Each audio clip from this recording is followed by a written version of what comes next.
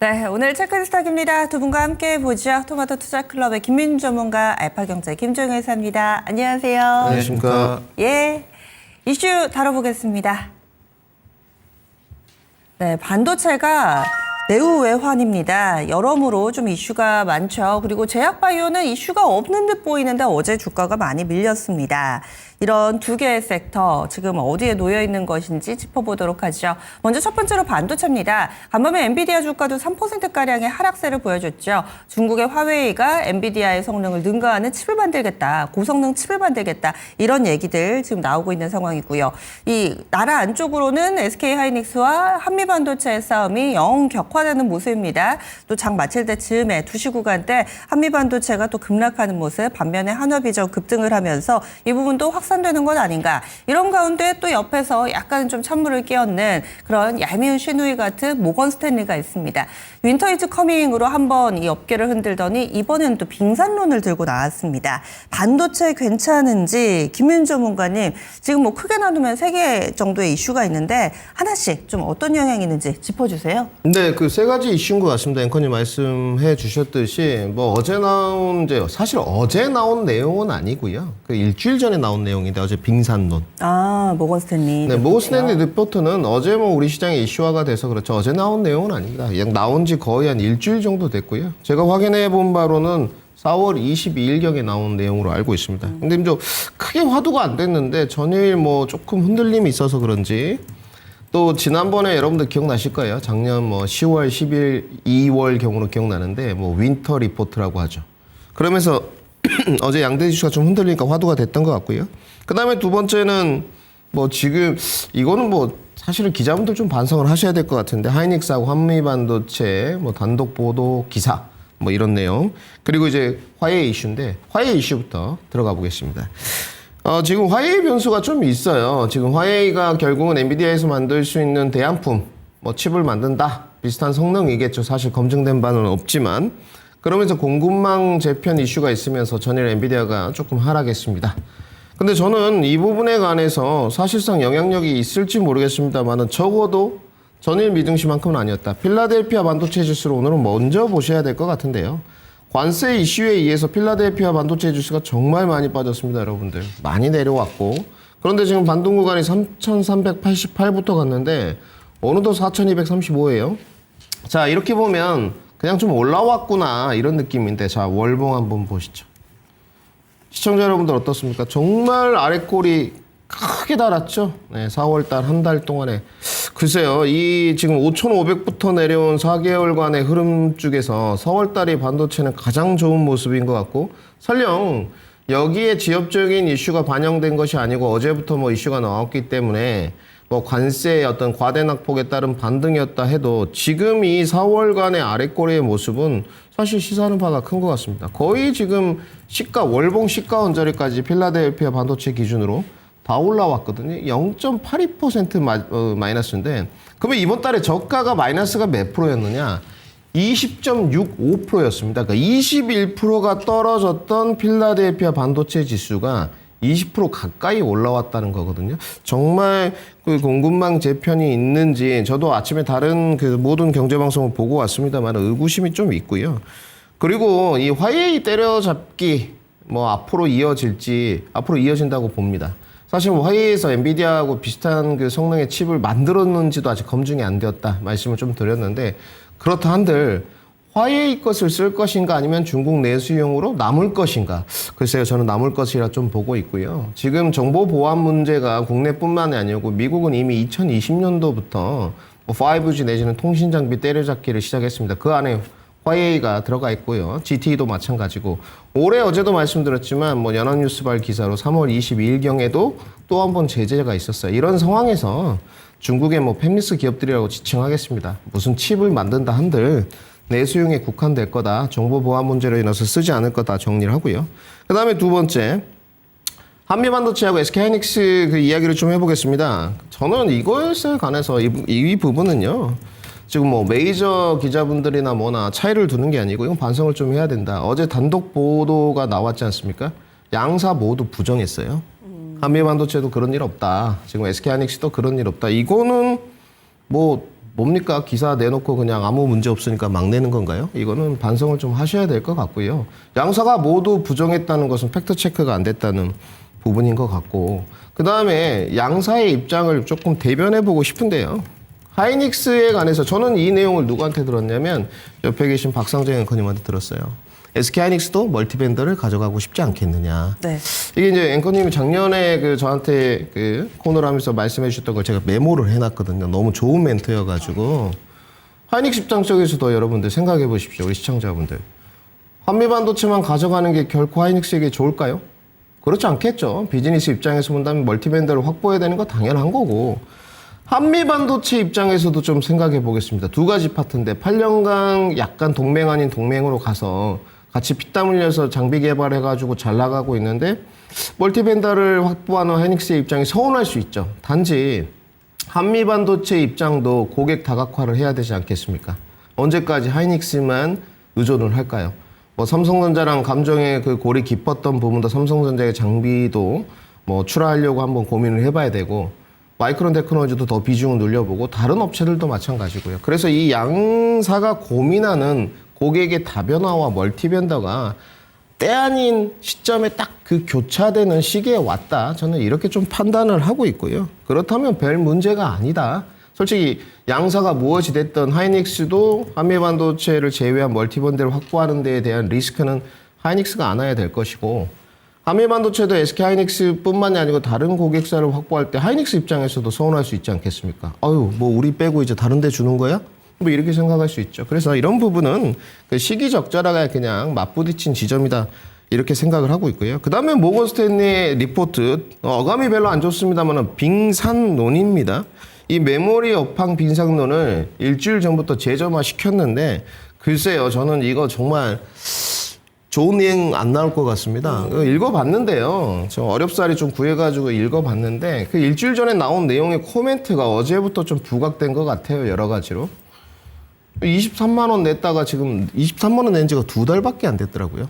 근데 결국은 이 내용이 뭐냐. 저는 이거를 어제 총 그 4가지 정도로 정리를 했는데 그냥 구두로 3가지 정도만 말씀드리겠습니다. 이 IB 투자 쪽에서 저점 매수를 위한 하나의 방안 아닌가. 그들도 뭐 선물 옵션이라든지 여러 가지를 하기 때문에 결국은 저점 매수를 하기 위한 방안. 그리고 실제 좋게 생각해서 정말로 지금이 이러한 좀 부정적 리포트를 낼 수 있는 적기죠. 왜요? 왜 그러냐면 하반기에 이제 이들의 논리를 지금 보게 되면 관세로 인해서 재고자산을 축적하고 있지 않느냐. 네. 미리 땡겼기 때문에 상반기에 피크아웃이 될 수 있다는 쪽이에요. 메모리에 관해서. 그래서 네네. 이 근거가 뭐 타당하다 안 하다는 모르겠지만 논리가 비약적이지는 않거든요. 사실은. 근데 뭐 글쎄요. 그렇다고 해도 그 지금 반도체 빈상론이라는 것은 너무 과도하지 않느냐. HBM 수요가 굳건한 만큼. 그 다음에 이제 3번째. 공급망 재편에 대해서 흔들기 위한 것이죠. 결국 누구를 흔들어야 되냐. 반도체 굴기, 미국을 위한 반도체로 가기 위해서는 삼성전자와 하이닉스가 계속적으로 주도력을 쥐고 메모리 쪽에 가는 거 별로죠. 한 번씩 흔들어 줘야죠. 그래서 저는 이런 사유 쪽에서 솔직히 좋은 면은 보이지 않고 그 다음에 아주 직관적으로 국내 시장에 쌍두마차 삼성전자와 하이닉스의 영향력이 있을 것이냐 제한적으로 저는 판단되고 있고요. 오히려 이번에 리포트로 인해서 보고서로 인해서 신뢰도를 모건 스탠리가 많이 잃을 것이다까지 정리해드리겠습니다. 네, 그래서 이 3가지 모두 다 사실 무근이거나 혹은 조금은 과장이 됐거나 이런 부분들 그리고 사실이라 하더라도 이 화웨이의 칩 개발 같은 경우도 보안 이슈가 있기 때문에 크게 위협이 되지 않을 거다. 따라서 전체적으로 이 반도체 섹터에 큰 영향을 줄 만한 악재로 파악해 주지는 않으셨는데 그러면 김 이사님 의견은 어떠세요? 네, 이슈별로는 뭐 김민준 전문가가 정리를 해주셨고 그러면 저는 뭐 총론적으로 봤을 때 계속 언급드리지만 반도체 수요가 지금 줄어들 만한 이유가 있는가에 대해서 말씀드리고 싶은 거죠. 줄어들 이유가 전혀 없다. 뭐 여러 번 언급드렸지만 미국이 준다, 중국이 늡니다. 중국이 준다, 미국이 늡니다. 미국과 중국이 둔화된다, 유럽이 늡니다. 그러니까 지금은 뭐 줄어들 만한 요인이 전혀 없다라는 거죠. 거기다가 이제 뭐 한국에서도 여러 기업들이 데이터 센터 뭐 설치한다, 그다음에 뭐 우리가 GPU 사서 데이터 센터 만든다라고 하는데 그 뭐 수요 얼마 안 되겠지만 어쨌든 뭐 국내에도 추가적인 수요가 존재하고 있고요. 자, 그다음에 이제 중국과 미국이 본격적으로 자율주행을 시작했고 캐나다, 멕시코, 푸에르토리코 순으로 테슬라의 자율주행도 점점 확대되는 추세로 가고 있고 그러면 그 인박스 안에 들어가는 전체적인 반도체 물량도 당연히 고도화되고 늘어납니다. 그래서 지금 전체적으로 지금 보면 스마트폰뿐만 아니라 기본적으로 스마트카 안에 들어가는 인박스 안에 들어가는 반도체의 총량이 전부 늘어나고 있는데 이와 관련된 분석은 제가 보기엔 다 별 의미 없다. 그다음에 모건 스탠리는 뭐 한두 번 틀렸어야 뭐 의견을 참고를 하죠. 그래서 그냥 무시하시면 된다라고 저는 보고 있고요. 그다음에 또 하나 중요한 포인트는 어저께 그렇게 강력한 리포트를 내놓지만 하이닉스에 대해서 외국인들이 매도하고 있는가 전혀 뭐 동참하지 않고 있는 상황이기 때문에 그래서 뭐 주니어급의 그런 리포트는 제가 보기엔 뭐 참고 정도도 별로 필요하지 않다라고 보고 있어서 뭐 어저께 그냥 주가가 내리다 보니까 모건 스탠리 때문에 내렸다라고 포장을 하고 있는 것 같은데 뭐 전혀 그렇지 않다라고 보고 있고요. 핵심 종목일수록 조정 시에 모아나가는 것이 반도체는 더 필요하다. 그래서 뭐 상반기까지는 여러 가지 뭐 왈가왈부 말이 있을 수 있지만 저는 뭐 반도체 핵심 종목군들 여기서 중요한 건 핵심 종목입니다. 가해 종목까지 지금 갈 가능성은 전혀 없다라고 보여지고 있고요. 기술이 점점 고도화되면서 뭐 하이브리드 본딩 가고 그 다음 기술 가고 이럴 때 그 주변 업체들까지 뭔가 따뜻한 햇살이 비칠 수 있는가 없다는 거죠. 그러니까 정말로 핵심 종목군들 중심으로 해서 조정 시에 매수하는 것이 반도체는 지금 거의 유일한 대안이다. 이것은 뭐 별로 국가를 가리지 않는다는 거죠. 미국이나 대만이나 한국이나 동일한 전략일 것 같습니다. 네, 역시나 악재 크게 또 받아들일 필요는 없고 반도체 이 섹터에 나아갈 길은 어느 정도 좀 정해져 있고 핵심 종목을 분할 매수하자라는 의견이신데 좀 전에 김민우 전문가님이 세계의 영향 제한적이다라고 얘기를 해주셨고 반도체 투자 전략 측면에서도 좀 의견을 여쭤볼게요. 네, 김종인 선님과 거의 더 비슷하죠. 지금 이제 뭐 어닝 시즌 들어왔으니까 삼성전자 사실 어닝 서프라이즈 뭐 잠정 실적입니다만은 네. 써놨고 SK하이닉스 뭐 믿어 의심치 않죠. 너무 좋았고요. 사실 실적만 보면 섭섭하죠. 솔직하게 제가 좀 대변해 드리겠습니다. 그 어느보다도 영업이익률이 좋고 그 어느보다도 매출액이 좋은데 굳이 따지자면 지수하고 좀 연동 종목이고 시가총액이 크니 뭐 반도체를 좋아하는 사람으로서 섭섭함이 그지 없습니다. 뭐 사실상 다른 데보다 돈 더 잘 벌지 않습니까? 근데 뭐 네. 지금의 대안은 아까 김종인 사님 말씀이 맞는 것 같고요. 네. 그 공략 포인트를 첫 번째 정확하게 해야 된다. 레거시를 할지 첨단 반도체 뭐 HBM 위주로 올해까지 괜찮으니까 괜찮은 종목들이 좀 있어요.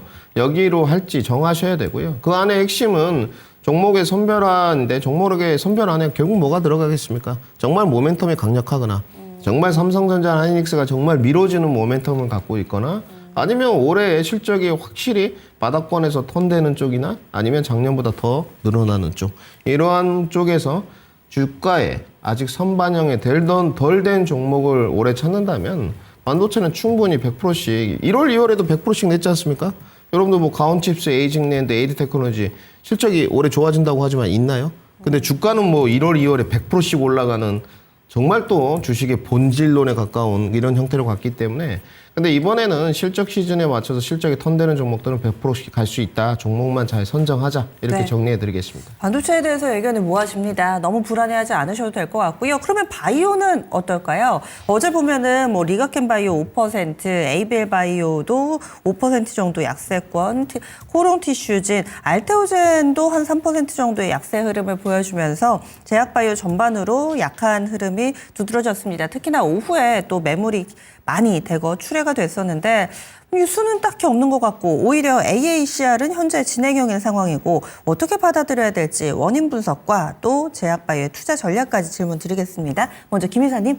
네, 일단 그 말씀하셨던 소위 선도하는 종목군들이 다 같이 흔들리고 있죠. 그러니까 어떻게 보면 모멘텀이 나오고 있는 구간인데도 뭐 제가 올해 바이오의 그 큰 핵심 포인트는 ADC하고 빅파마, 그 다음에 CDMO 이 세 가지 정도라고 말씀드렸는데 해당하는 모든 종목군들이 지금 다 같이 악세를 보이고 있습니다. 그래서 뭐 유한양행도 최근에 주가는 굉장히 좀 답답한 모습이고요. 리가켄 바이오 그나마 좋았던 ABL 바이오도 어저께 조금 무너지는 듯한 그런 모습을 보였기 때문에 그런 관점에서 본다면 뭔가 제약 바이오 쪽은 모멘텀은 존재하나 그래서 개별 모멘텀이 나와서 또 어떤 뭐 긍정적 이슈가 나오면 급등하는 종목은 항상 발생하겠지만 그런 종목을 제외하고 지금 업종을 이끌어가고 있다는 뭐 삼성바이오로직스, 알테오젠, 리가켄바이오, ABL바이오, 유한양행 이런 종목군들이 공이 모두 흔들리고 있고 수급적으로도 뭔가 흔들림이 나타나고 있다는 것은 저는 뭐 좋은 시그널이라고 판단하기는 어렵습니다. 그래서 일단 뭐 제약바이오에 대해서는 저는 좀 중립적인 의견, 뭐 그렇다고 선도 종목을 뭐 미리 팔 필요는 없겠지만 현재 구간에서 너무 공격적인 접근을 하기에는 시장이 지금 요구하는 종목과 약간의 바이오가 괴리가 있다. 지금 시장이 요구하는 종목은 어쨌든 뭔가 실적도 좀 잘 버티고 여러 가지 업황 변화에도 조금 버틸 만한 그런 종목 아니면 주가가 아예 싸서 뭔가 조금만 모멘텀만 있어도 오를 만한 이런 종목군들을 선택하고 있지 않습니까? 대표적으로 뭐 여러 종목이 신고가 나고 있지만 한국전력이 신고가 나고 있다는 것도 그런 의미에서 우리가 해석해 볼 수 있는 거 아니에요? 그렇게 본다면 지금 제약바이오는 둘 중에 하나가 돼야 되겠죠. 확실하게 자신이 갖고 있는 모멘텀을 ABL 바이오처럼 뭐 펑펑펑 계속 터뜨려 주던지 아니면 확실하게 실적적인 측면에서 어닉 서프라이즈를 보여줘야 될 텐데 지금 삼성바이오로직스가 어닉 서프라이즈를 보여줬음에도 불구하고 주가가 굉장히 답답한 상황이란 말이죠. 그렇다면 뭐 제약바이오는 지금 5월까지는 뭔가 조금 쉬어가는 모습일 가능성이 있다라는 측면에서 저는 뭐 선도주를 중심으로 시황을 판단할 수밖에 없다. 좀 이렇게 보고 있습니다. 네, 뚜렷한 악재라기보다는 그럼 수급적으로 시장의 현재 컨셉과 맞지 않는다라는 게 김 이사님의 의견이신 거죠? 네, 맞습니다. 예, 그러면 김윤 전문가님 어떠세요? 네, 저는 뭐 조금 결이 틀린데요. 일단 뭐 기본적 개괄적 차이는 뭐 이사님하고 크게 없는 것 같습니다. 이제 뭐 저도 올해 관심이 뒀던 게 공략을 뭐 CDMO, CMO 쪽은 못 해봤던 것 같고요. 뭐 시간이 안 되더라고요. 거의 이제 신약 쪽으로 차고 들어가면서 뭐 한올바이오파마, ABL바이오 뭐 이 정도 공략을 해봤고요. 셀트리온 정도까지. 하반기에 올해 공략하는 건 계속 말씀드리지만 좀 실적 기반이 되고 매출액이 이제 턴어라운드 되거나 영업이익이 아니면 대거 올라가는 쪽. 흑자에서 흑자 이쪽으로 가야 된다 그랬는데 지금 앞서서 갔던 종목들은 뭐 CDMO, CMO 쪽에서 실적이 좀 있는 몇 종목이 있었습니다만 사실상 그렇지는 않죠. 거의 뭐 ADC에서 이어진 그래파드 B나 그래파드 T, ABL 바이오가 마지막 패턴을 이어받은 어떤 ADC의 기술 수출 이전 계약. 그 전에 뭐 알테오젠, 리가켄 바이오가 이미 갖고 있었고요. 근데 사실상 뭐 여기 기업들이 실적이 얼마나 나올지 로열티가 정확하게 얼마나 될지 뭐 바이오 협회에서 이제 돈을 주고 유료 결제하면 이 부분이 나오긴 하는데 이것도 후행적입니다. 뭐 가격은 그렇게 비싸잖아요. 뭐 18,000원 정도에 3만 원 정도 사이 하는데 글쎄요. 지금까지 이어졌던 모멘텀을 보면 신약 허가 HLB가 쏘아 올린 공이었죠. 작년입니다. 재작년 2023년 7월부터 그때 HLB 여러분들 2만 원이었어요. 신약 허가에서 바톤을 즉 그때 당시에 레고캠 바이오죠. ADC가 이어받았고 그러면서 올해 좀 기류가 넘어오면서 CMO, CDMO가 이어받고 이것이 이제 비만이 딱 좀 살짝 들어오는 느낌이었어요. 네. GLP-1 그렇죠. 그래서 이 GLP-1도 잘 됐어요. 모멘텀에 따라서 뭐 여러 가지 종목들 최근에 D&D 파마텍, 뭐 인벤티질에 펩트론 뭐 등등 뭐 또 일라이릴리가 쏘아 올린 공이 되면서 잘 됐는데 실제 기술 수출로 이어졌는지는 동상이몽이죠. 솔직하게 뭐 알테오젠 기술 수출이 이어졌고 ABL 바이오 이어졌습니다. 지금 그리고 뭐 리가켄 바이오 같은 경우는 국내에 있었는데 뭐 임상 실패 이야기도 좀 나오고 뭐 좀 시끌벅적해요. 뭐 여튼 모든 기업들이 기술 수출로 이어진 부분이 아니었다는 거. 그래서 각각의 동상이몽이 좀 있다는 거. 특히 GLP-1에 관해서는 국내에서 지금 박차를 가하고 있지만 글쎄요 전혀 지금 가능성 없죠. 사실은. 그래서 국내 바이오 업체들은 기술 수출 부진이 있다. 사실상 딱 내놓으라는 기업들만 지금 됐고요. 그 다음에 신약 허가 쪽에서 보시게 되면 FDA 지금 신약 허가가 안 됐죠. 실질적으로 된 거는 지금 SK바이오팜 이후에 유한양행 말고는 없지 않습니까? 그렇죠? 이 신약 이슈가 여전히 리스크로 좀 남아있다는 부분, 이 부분이 쉽지 않다는 거. 그런 거에 비하면 SK바이오팜의 엑스코프리정이나 지금 유한양행의 어떤 폐암 신약 이런 부분들은 사실상 정말 평가를 못 받는 거예요. 국내 기업들 두 개밖에 FDA 신약 통과를 못 했는데도. 그리고 이제 글로벌 학회의 기대감들이 있습니다. 이거는 이제 형식적 이벤트인데 지금까지 반영 잘 됐던 것 같습니다. 근데 지금 AACR은 아까 박성중 앵커님 말씀대로 이제 진행이 되고 있는 쪽이니까 차익 실현 매도 물량이 나오고 있다. 저는 전일 이슈가 그게 컸다. 출연 기업들이에요. 지금 알테오젠이라든지 ABL 바이오라든지 그래서 차익 실현이라고 좀 보고 있고요. 그러면 다음 달 아스코를 이제 노리셔야죠. 아스코가 기대감이 이제 단기 반영될 수 있는 시기. 발표 후 이제 매도세가 나오는 거는 뭐 계속적으로 도돌이표 될 것 같고. 그다음에 거시 관점에서 금리 불확실성이 좀 있었지 않습니까? 지금 뭐 저는 이 금리 스탠스를 통화 기조를 저는 바꾼 적은 없는데 금리 불확실성이 좀 있고 그다음에 뭐 R&D 투자라든지 정책 차원에서 축소가 좀 많이 나왔죠. 뭐 관세도 마찬가지고요. 미국의 바이오도 관세 때린다. 뭐 이런 이야기가 있었고 성장주 특히 바이오에 부담이 되죠. 기대감에 매수하고 그 실적 확인 매도 패턴은 계속 반복 가능성이 있습니다. 그래서 매매를 잘 이용하셔야 된다. 형식적 이벤트에 따라서. 그럼에도 하반기 이제 반등이 좀 이어질 종목들은 매집 관점에서 매수를 하시는 게 맞지 않겠나. 가격 조정을 받았을 때 이렇게 정리해드리겠습니다. 네, 그래서 핀셋으로 제약바이오 몇몇 종목군들에 국한해서 대응 전략 세워야 된다 얘기를 해주셨네요. 그리고 말씀해주신 아스코는 5월 30일부터 진행이 됩니다. 한 달 정도 남겨두고 있습니다.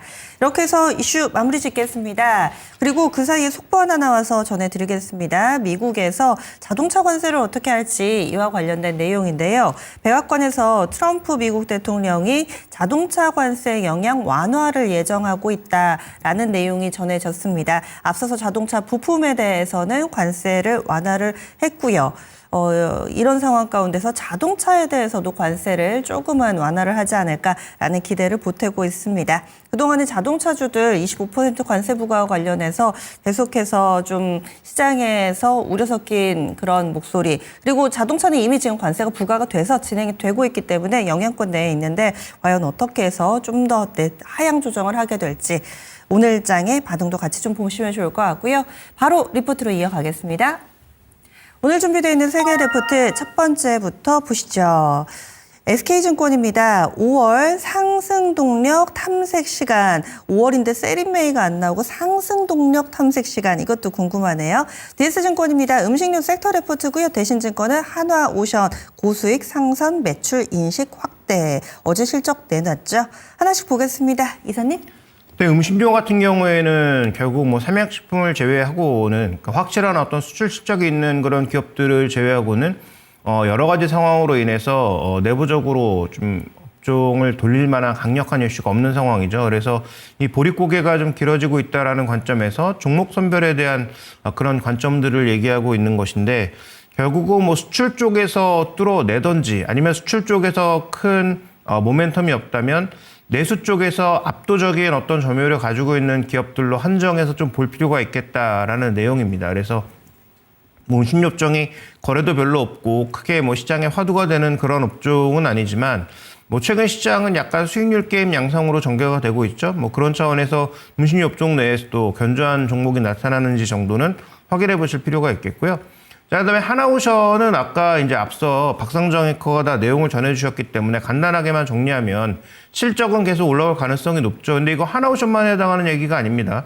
모든 조선사가 공이 과거에 별로 안 좋았던 저가 수주가 점점 사라지고 상대적으로 고가 수주의 비중이 점점 늘어나고 있기 때문에 우리나라 3대 그 조선사의 실적은 분기별로 계속 좋아질 수밖에 없다. 마진율도 계속 올라온다라는 거죠. 그래서 이건 긍정적인데 결국은 산업은행 물량이 어떤 식으로 어떤 가격에 나올지에 대한 불확실성 자체가 가장 큰 문제 아니겠습니까? 그래서 지금 시간 외에서 거래되고 있는 넥스트레이드에서 거래되고 있는 것도 7% 하락으로 나타나고 있는 상황이고 거래 대금도 벌써 한 800억 정도가 쌓이고 있기 때문에 작지 않은 물량이 나오고 있는 상황이어서 자, 이것이 오늘 조선주 전체에 영향을 줄지 여부도 물론 중요해 보입니다. 다만 지금 움직이고 있는 다른 조선주의 흐름을 보면 일단 뭐 삼성중공업은 뭐 강보합권 정도로 버티고 있기 때문에 이것으로 인해서 오히려 한쪽으로 수급이 더 쏠리는 모습이 나타나게 될지 정도를 점검해 보시는 게 오늘은 좀 의미가 있지 않나 이렇게 보고 있고요. 상대적으로 조선기자재도 엄청나게 좋았잖아요. HD현대 마린 엔진이라든지 뭐 이런 종목군들 엄청나게 좋았는데 조선기자재 쪽의 영향도 오늘은 좀 점검해 볼 필요가 있을 것 같고 하나그룹주에는 조금 영향을 부정적으로 주고 있는 것으로 보입니다. 예. 그러면 첫 번째 리포트 SK증권은 5월의 밑그림 어떻게 그리고 있나요? 네, 일단 이 리포트 핵심 포인트는 상단이 막혀 있다입니다. 그래서 5월 달이 잘 못 올라갈 거다. 다만 표현을 상승 동력을 탐색하고 있는 시간이라고 제목을 적기는 했지만 리포트 핵심은 여러 가지 이유로 상단이 제약된다라는 것이 핵심이라는 것을 말씀드리고 싶은데요. 제가 이 의견에 동의하는 것은 아니지만 뭐 다양한 의견을 살펴봐야 되니까 그래서 일단 이유로 들고 있는 것들 하나 좀 살펴보면 약간 뭐 제가 보기에는 조금 지난 얘기가 아닌가 생각이 드는 것들이 미국 PMI 얘기를 하고 있습니다. 그래서 종합도 꺾였고 지금 뭐 제조업, 서비스업 다 꺾이고 있는 거 알겠는데 지금 이 꺾이고 있는 핵심 포인트는 결국 관세와 정치적 불확실성 때문이었잖아요.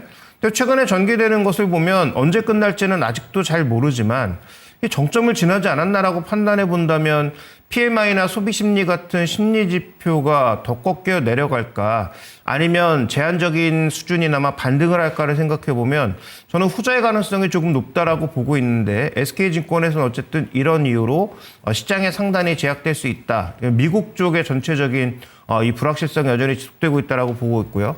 자, 다음 이제 준비된 그림 보시면 그 다음은 심리만 꺾이는 것이 아니고 우리나라가 지금 성장률이 얼마나 꺾이고 있는지 이거 심각하다라는 거죠. 그래서 여타 국가들 다 꺾이고 있지만 미국과 한국, 그중에서도 한국이 무려 성장률 2% 보고 있던 걸 절반을 깎아서 1% 혹은 1% 밑에 성장, 거의 뭐 마이너스 성장을 보일 것으로 현재 예상을 하고 있다는 거죠. 이게 또 우리 시장을 외국인이 팔고 있는 이유이기도 하고 상단을 제약하는 요소이기도 하다라는 측면에서 제시를 하고 있죠. 뭐 일정 부분 수긍할 수 있는 측면이 있으나 그럼에도 불구하고 그러면 하반기에 우리가 강력한 정책을 쓸 가능성도 같이 고민해 봐야 되지 않느냐.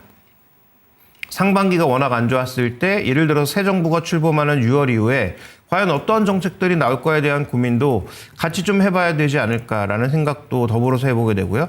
자, 마지막 그림. 그래서 결론인데요. 우리는 여전히 이제 상승을 시도하겠지만 이번에 움직였던 고점 영역은 12개월 포워딩한 PER 관점에서 봤을 때 한 9배 정도가 아닐까? 그 정도 수준으로 본다면 전고점은 9배 정도의 수준이라면 2700선이라는 거죠. 그러니까 상단을 2700선으로 제한해 놓은 것인데 오늘 2548에서 시작하는 것이니까 그럼 150포인트 정도의 상승 여력이 남아있는 것인가? 라는 판단인데 제가 보기엔 저건 이제 갈 수 있는 목표점 정도를 찍어 놓은 거고 리포트는 제가 보기엔 5월 달에는 솔직히 별 볼 일 없다 뭐 이런 얘기인 것 같습니다. 근데 중요한 건 그렇다고 해서 셀인 메인은 아니다. 우리 시장이 여러 가지로 너무 악재로 인해서 저평가되고 있는 상황이기 때문에 그렇다고 다 팔고 도망갈 자리도 아니다라는 점. 그래서 나름 부정적으로 보고 있으나 부정적으로 보고 있는 증권사 리포트들도 상단을 제약하는 정도다라는 점에서 오늘의 리포트를 정리해 보겠습니다. 네, 5월도 위아래가 좀 그럼 막혀 있을 것 같아요. 상승 동력 탐색 시간이라 해서 긍정적으로 보는 줄 알았는데 그건 아니고 또 마냥 부정적인 것도 아니고 SK증권의 5월의 증시 전망 리포트까지 들어봤습니다. 다음 빅데이터 넘어가겠습니다. 오늘 김윤주 전문가의 빅데이터 오랜만에 키워드로 주셨거든요. 이번 주에 또 종목을 여러 개를 소개를 해주셨는데 오늘의 빅데이터는 바로 친환경입니다. 친환경 태양광 대 원전 낙수 효과 대 2차 전지 뭐 두루두루 준비를 해주신 것 같은데 설명을 좀 해주실까요? 네, 뭐 대주제가 친환경 정도로 보시면 되고 오늘 저도 조선 되게 고민을 많이 했거든요. 네. 이건 내일 한번 다뤄드리겠습니다. 좋습니다. 왜냐하면 그 산업은행 자본이나 지금 이런 부분들이 이번에도 연구소 언환사채 주식 전환을 했더라고요. 근데 이거는 좀 고민을 많이 했는데 뭐 다른 분들 많이 하시니까 제가 대주제를 친환경으로 주고 이제 3파전으로 뭐 태양광, 원전의 낙수 효과, 2차 전지로 둔 이유는 지금 시장의 화두인 것 같습니다. 우선 뭐 하나솔루션 이야기를 먼저 보고요. 기납법적으로 시원하게 요즘 주가 가고 있으니까 결국은 뭐 지금 이 종목이 해자가 좀 됐어요. 작년 12월 9일만 해도 뭐 하나솔루션 트럼프 되고 관세 뭐 등등 형편없다. 실적 올해 턴데도 뭐 많이 못 간다. 15,000원에서 주가는 3만원 갔습니다. 네, 지금 딱 넉 달 걸렸고 100%가 주가가 올랐는데 참 이례적이죠. 뭐라고 할까요? 친환경 탈탄소까지도 조금 낙수 효과가 보여요. 뭐 태양광, 풍력, 수소, CCUS 뭐 등등 다 이렇게 보이는데 탄소 포집이라고 지칭하겠습니다. 사실상 그 태양광 종목들이 이렇게 화두가 될지는 아무도 몰랐죠. 사실 뭐 중국의 반대급부 수혜가 됐든 뭐 OCI 홀딩스가 됐든 무엇이 됐든 그러면 앞으로 더 갈 수 있느냐 일단 이 부분 딱 생각해 놓고 킵을 하나 해놓고요. 원전으로 가보겠습니다. 자, 기억해 두시고. 자, 아마 시청자분들이 공이 저랑 비슷하지 않을까 싶어요. 에너빌리티 지금 28,300원 너무 잘 왔고 사실상 2만 원이라도 한번 사볼 걸. 이런 고민도 있었지만 다른 종목 물려 있으니 못 샀고요. 그런데 원전의 낙수 효과도 지금 내용이 심상치 않죠.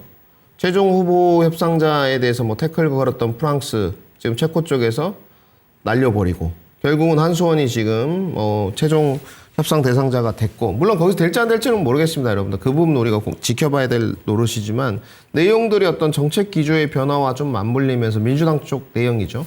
맞물리면서 약간 원전의 밑에 있는 종목들이 조금 달달해 보이는 자 여기까지 킵하고요. 그 다음에 이제 2차 전지 부분이 있습니다. 뭐 에코프로 BM으로 가보겠습니다. 최근에 뭐 낙폭과대 반등했다는 종목들이 다들 뭔 전 섹터에서 뭐 20%에서 25%까지 올라오고 있습니다만은 사실상 그래도 뭐 본전이 온 종목도 있고 안 온 종목도 있는데 각각의 뭐 진입 단가는 다르겠습니다만은 여기도 기술적 반등은 좀 했거든요. 그러면 태양광부터 이제 정리해 보겠습니다.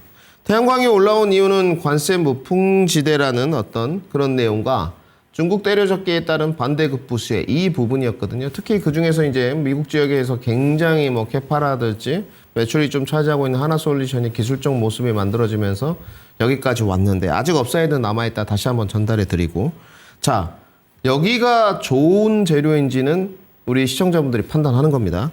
두 번째 체코 원전 기대감 에너빌리티입니다. 최종 후보 정책적 기류 변화 두 가지가 있고요. 자, 2차 전지입니다. 바닥권 및 기술적 반등세가 있습니다. 여기에 세 가지의 코멘트들이나 어떤 내용들이 다 괜찮은 것 같습니다. 제가 봤을 때 종목이 또 그렇게 말을 하고 있고요. 단지 네 번째가 가장 중요한 것 같습니다.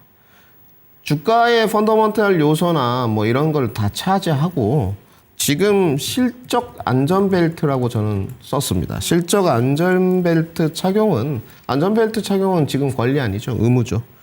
의무이지 않나 이렇게 좀 생각이 들고요. 이 안에서 선별화 움직임을 가져가야 될 부분이 적어도 5월만큼은 실적 기반으로 좀 장착을 해야 되지 않겠느냐. 그리고 뭐 기술적인 내용을 입혀야 되지 않느냐 생각이 들고요. 그러면 하나솔루션인데 하나솔루션의 올해 그 실적을 보게 되면 작년 지금 마이너스 3천억에서 올해 7천억까지 올라가는 정도고 내년에 1조 2천억까지 회복 기조입니다. 그러니까 여기서 좋을 때 정도로밖에 사실은 올해 실적이 올라가지 않아요. 7천억은. 근데 내년에 보시게 되면 좋을 때 실전억 9천억대를 넘어간다는 거거든요.